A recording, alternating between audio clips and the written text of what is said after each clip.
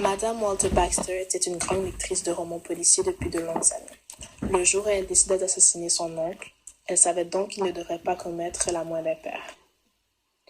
Elle savait aussi que pour éviter toute possibilité d'erreur, le mot d'ordre devrait être simplicité, une rigoureuse simplicité. Pas d'alibi préparé à l'avance et qui risque toujours de ne pas tenir, pas de modus operandi compliqué, pas de fausses pistes manigancées. Si, quand même, une fausse piste, mais petite, toute simple. Il faudra qu'elle cambriole la maison de son oncle et qu'elle emporte tout l'argent liquide qu'elle y trouvera, de manière que le meurtre apparaisse comme un cambriolage ayant mal tourné. Sans cela, unique héritière de son oncle, elle se désignerait trop comme un suspect numéro 1. Pour faire l'emplette d'une pince Monseigneur dans des conditions rendant impossible l'identification de l'acquéreur. La pince Monseigneur lui servirait à la fois d'outil et d'arme. Elle mit soigneusement au point les moindres détails, car elle savait que la moindre erreur lui serait funeste, et elle était certaine de n'en commettre aucune. Avec grand soin, elle fixa la nuit et l'heure de l'opération.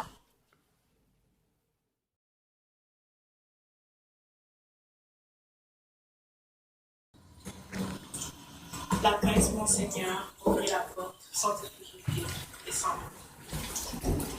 Elle entra dans le salon.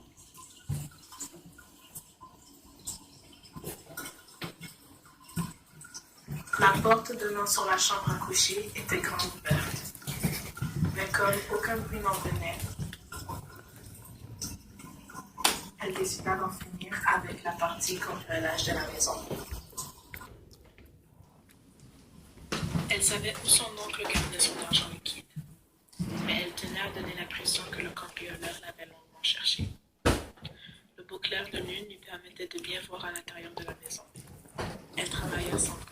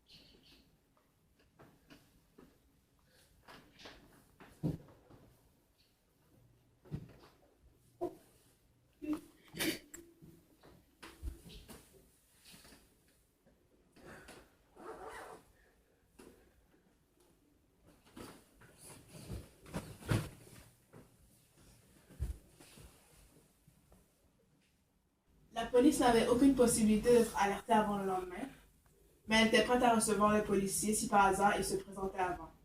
Elle s'était débarrassée de l'argent et de la pince Monseigneur. Certes, cela lui avait fait mal au cœur de détruire quelques centaines de dollars en billets de banque.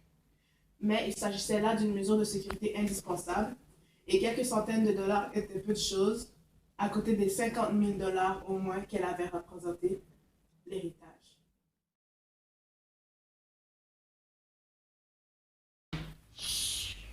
Déjà,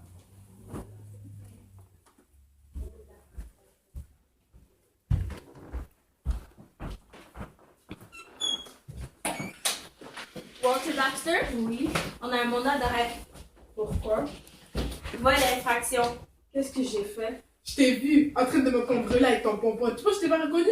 Hé, mais de quoi tu parles? Ouvrit la porte sans difficulté et sans bruit. Elle entra dans le salon. La porte donnait sur le salon.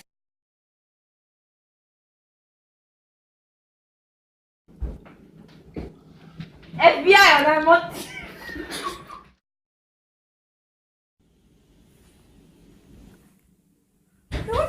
Non! Vol et infraction. Qu'est-ce que j'ai fait?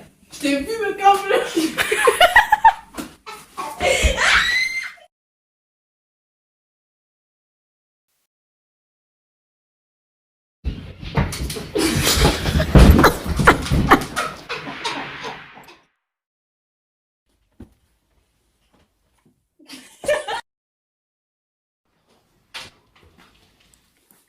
On va commencer. Mais attends, oh! C'est elle, c'est pas...